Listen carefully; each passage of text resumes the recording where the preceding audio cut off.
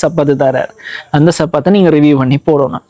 அண்டா அது ஒரு 3 நிமிஷத்துக்குள்ளே உங்களால் ரிவ்யூ பண்ணலும்னு சொன்னால் சில நேரம் அந்தக்குள்ளே இன்னொரு பிரச்சனை என்னன்னா இன்கேஸ் உங்களுக்கு மானிட்டைஸ் ஆகிட்டுண்டாலும் இப்போ 1000 வியூக்கு $0.01 இல்லாட்டி $0.02 அந்த மாதிரி தான் உங்களுக்கு வந்தோன்று.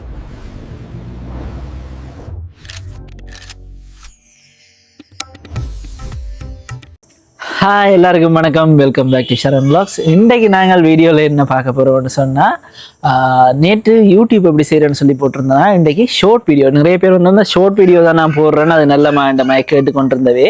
இப்போ ஷார்ட் வீடியோ நீங்கள் செய்யக்குள்ள யூடியூப்பில் மானிட்டைஸ் பண்ணுறதுல ஒரு கஷ்டம் இருக்குது. என்னென்னா 10 மில்லியன் வியூஸ் வந்தால் தான் உங்களுக்கு யூடியூப் வந்து மானிட்டைஸ் ஆகும். இப்போ நீங்கள் லாங் வீடியோஸ் போடக்குள்ள என்ன நடக்கும்னு சொன்னால் 1000 சப்ஸ்கிரைபர்ஸும் 4000 வாட்சர்ஸும் வந்துட்டுன்னா உங்களுக்கு உங்கள் சேனல் மானிட்டைஸ் ஆகிடும். ஆனால் இதில் வரைக்குள்ள இன்னொரு பிரச்சனை என்னன்னா இன்கேஸ் உங்களுக்கு மானிட்டைஸ் ஆகிட்டுண்டாலும் இப்போ 1000 வியூக்கு $0.01 இல்லாட்டி $0.02 அந்த மாதிரி தான் உங்களுக்கு வந்தோன்றிருக்கு. இல்லாட்டி அது நல்ல மில்லியன் கணக்கில் வியூஸ் பண்ணால் தான் உங்களுக்கு ஒரு குறிப்பிட்ட அளவு காசு வரும். அதோட இந்த நாட்டில் நம்ம அது எல்லாமே அதில் மாறுபட்டு கொண்டிருக்கும். ஆனால் நீங்கள் ஷார்ட்ஸ் செய்கிறதால இன்னொரு நல்லது இருக்குன்னு நான் சொல்கிறேன். இப்போ ஷார்ட்ஸ் வந்து இப்போ 3 நிமிஷத்துக்கு குறைவாக போடக்குள்ளே நிறைய பேர் போய் அதை ரீச் பண்ண, நீங்கள் சும்மா சிம்பிளாக போடுற ஒரு விஷயம் கூட கணக்கு பேரை போய் சேர்றதுக்கு வாய்ப்பு இருக்குது. அப்போ நீங்கள் ஒரு பிஸ்னஸ் செய்கிறீங்கன்னு சொன்னால் இப்படி ஷார்ட் வீடியோ செஞ்சு தனியாக யூடியூப்பில் போடாமல் ஃபேஸ்புக், இன்ஸ்டாகிராம், டிக்டாக் அப்படி நிறைய பிளாட்ஃபார்மில் நீங்கள் போடக்குள்ளே அது அந்த இடங்கள்லேயும் நிறைய பேரை ரீச் ஆகும். ஏன்னா இப்போ எங்கே நீங்கள் போனாலும் எப்போ ஓப்பன் பண்ணோன்னா அந்த ஷார்ட் வீடியோஸ் தான் உங்களுக்கு சஜஸ்ட் பண்ணி கொண்டிருக்கும். ஃபுல் வீடியோ வந்து உடனே காட்டாது. அப்போ ஷார்ட் ஃபீட் தான் ஃபஸ்ட்டாக நீங்கள் இன்ஸ்டாகிராமோ யூடியூபோ ஃபேஸ்புக்கோ ஏதோ ஓப்பன் பண்ணாலும் அதுதான் வரும். அதோட டிக்டாக் வந்து அதுக்கு வந்து தனியாக வந்த ஒரு பிளாட்ஃபார்ம் தானே. அதே மாதிரி இப்போ எல்லாமே தங்களோட பிளாட்ஃபார்ம்லேயும் வீடியோ கொடுக்குறது கொண்டு வந்துட்டினோம். அதனால் ஷார்ட் வீடியோ கணக்கு பேரை ரீச் பண்ணோம். அதே நேரம் அதுவும் சிலது 100, 200, 50, 60 வரும். அது நாங்கள் போடுற கண்டென்ட்டை பொறுத்து. இப்போ ஷார்ட் வீடியோ உங்களுக்கு நல்லா செய்ய தெரியுமா? நானெல்லாம் இன்னும் நல்லா செய்கிற அளவுக்கு போகலை. இப்போ உங்களுக்கு நல்லா செய்ய தெரியுமென்னு சொன்னால் நீங்கள் நல்ல வியூஸ் போகுது அப்படின்றக்குள்ள பிராண்டட் கண்டென்ட், அதாவது இப்போ பிராண்டோட கொலாப் பண்ணி நான் உங்களுக்கு ப்ரொமோஷன் செய்கிறேன். அப்படி பிராண்டோட கொலாப் பண்ணிக்குள்ள உங்களுக்கு ஒரு கமிஷன் இல்லாட்டி உங்களுக்கு ஏதாவது அவங்க தர்ற மாதிரி இருக்குது. இப்போ அவங்க வந்து இப்போ உதாரணத்துக்கு சொல்ல போனால் ஒரு இப்போ நான் என்ன உதாரணம் சொல்லலாம், இப்போ ஒரு சப்பாத்து கடைன்னு வைப்போம். அவர் உங்களுக்கு ஒரு சப்பாத்து தரார். அந்த சப்பாத்தை நீங்கள் ரிவ்யூ பண்ணி போடணும்.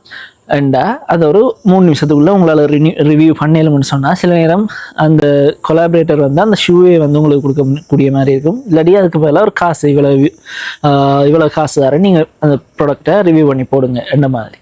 அப்படியான பிராண்டட் கொலாபரேஷன் நீங்கள் செய்யலாம். இப்போ இது வந்து நீங்கள் எல்லா பிளாட்ஃபார்ம்லேயும் ஈஸியாக ஒரே வீடியோ அப்லோட் பண்ணலாம்னா நீங்கள் நெகோஷியேட் பண்ண, நான் இவ்வளவு வீடியோ போடுவேன், நீங்கள் இந்த மாதிரி செய்யலாம்னு சொல்லி. ஏன்னா அப்படித்தான் இது நீங்களே சொல்ல தெரியல, அவங்களே உங்கள்கிட்ட சொல்லுவாங்க. ஏன்னா நிறைய பேர் அந்த கொலாபரேட் பண்ணுறதுக்கு வர பிராண்ட்ஸ் வந்து அவங்க ஏற்கனவே நிறைய மார்க்கெட்டிங் ட்ரை பண்ணியிருப்பாங்க. இப்போ இதுவும் வந்து சோஷியல் மீடியா மார்க்கெட்டிங் தான், டிஜிட்டல் மார்க்கெட்டிங்கில் சோஷியல் மீடியா மார்க்கெட்டிங். அப்போ அதுக்குள்ளே அவங்களே வந்து உங்களுக்கு சஜஸ்ட் பண்ணுவாங்க, இத்தனை வீடியோ போடுங்க, நாங்கள் இவ்வளோ தரம் பண்ணுவோம். அந்த மாதிரி பிராண்ட்ஸ் ரீச் பண்ணுவாங்க, இல்லாட்டி நீங்கள் பிராண்டை ரீச் பண்ணுவாங்க.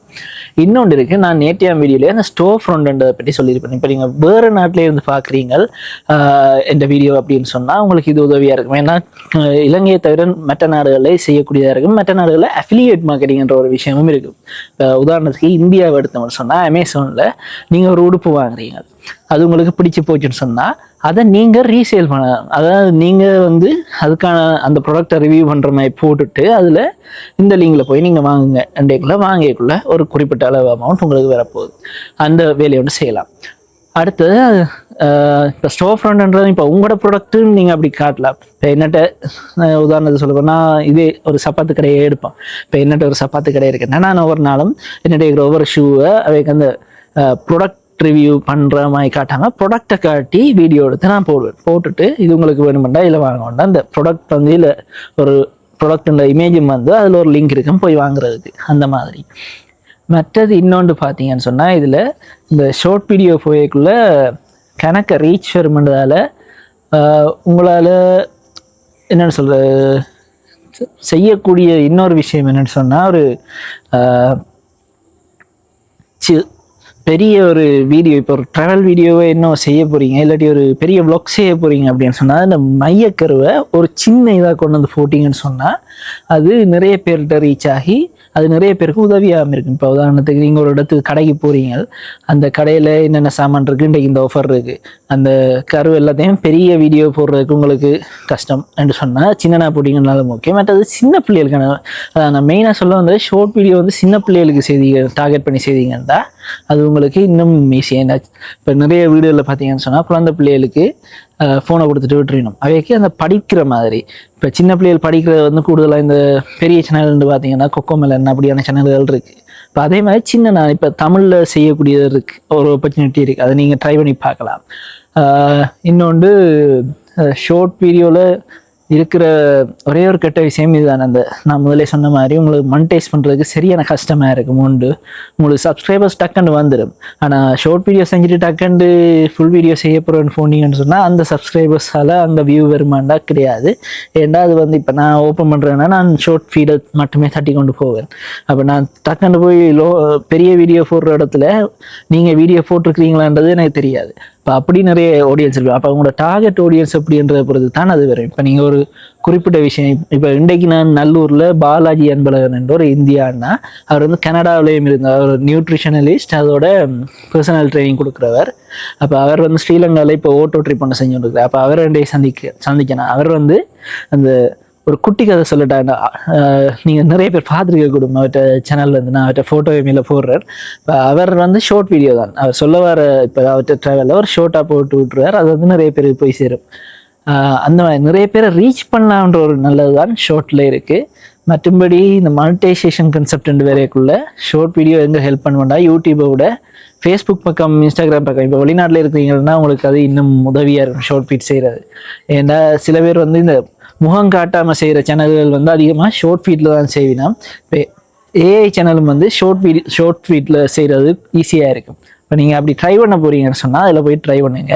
ஆனால் மானிட்டைசேஷன், கண்டென்ட் மானிட்டைசேஷன் சரியான கஷ்டம். ஸோ மற்றதுகளுக்கு நீங்கள் ட்ரை பண்ணணும். நீங்கள் ஒரு ரீச் வரைக்குள்ளே ட்ரை பண்ணுங்கள், இல்லாட்டி அவங்களாவே உங்களை கண்டெக்ட் பண்ணுறதுக்கு வாய்ப்பு இருக்குது. ஸோ இந்த வீடியோ உங்களுக்கு உதவியாக இருக்குது. ஏன்னா 2-3 பேர் கேட்டிருந்தேன், இப்போ நான் ஷார்ட் வீடியோ மட்டும்தான் போட்டு கொண்டுருக்கிறேன். அதோட முக்கியமான விஷயம், ஷார்ட் வீடியோ போடுறீங்களோ உங்களோட ஓன் கண்டென்ட் போடுங்க. இப்போ பாட்டுகள், சினிமா பாட்டுகளோ இல்லாட்டி கட்டங்களோ போடுறீங்களோ நிறைய பேர் பார்த்து கொண்டிருப்பீங்க, ஆனால் திடீரென்று உங்களோட கண்டென்ட் போட போய்களோ அது பார்படாது. இப்போ அதால் உங்களோட கண்டென்ட் நீங்கள் அது பெருசாக சொல்கிறீங்களோ இல்லையோ, இப்போ உங்களுக்கு வடிவாக எக்ஸ்ப்ரெஸ் பண்ணியிருக்கிறீங்களோ இல்லையோ, ஒரு ஷார்ட் வீடியோவை போட்டு கொண்டு போங்க. சேனலும் கொஞ்சம் கொஞ்சமாக டக்குன்னு க்ரோ ஆகும் அதால். ஏன்னா இப்போ லாங் வீடியோ பார்த்து வராங்களோட ஷார்ட் வீடியோ பார்த்து வராக்கள் கூட. இப்போ அதால் உங்களுக்கு சேனலையும் டெவலப் பண்ணலாம் ஈஸியாக. இப்போ இது உங்களுக்கு ஏதோ ஒரு வகையில் இந்த இப்போ நான் சொன்ன விஷயங்கள் உதவியாக இருக்குமென்னு நம்புகிறேன். இனி அடுத்த வீடியோவில் சந்திப்போம். நன்றி, வணக்கம்.